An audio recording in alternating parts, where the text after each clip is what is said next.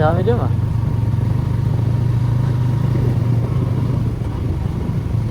Burada kaymadım da.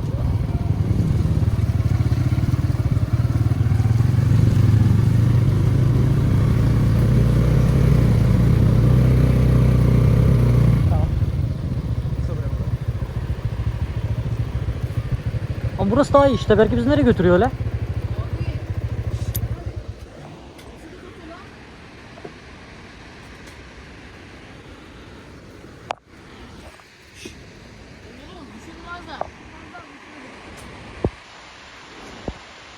Yani.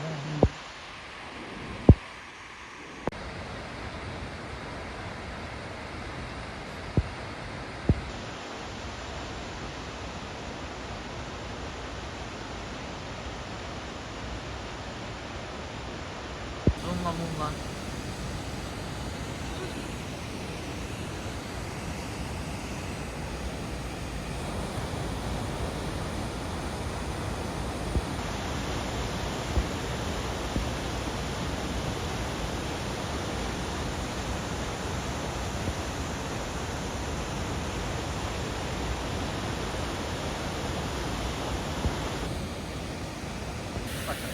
Hepinize merhaba arkadaşlar.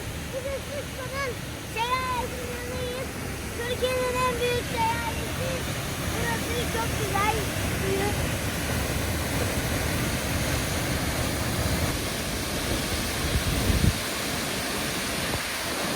Ay kuş yemediniz ha? Ay kuş yemediniz. Sese bak ha.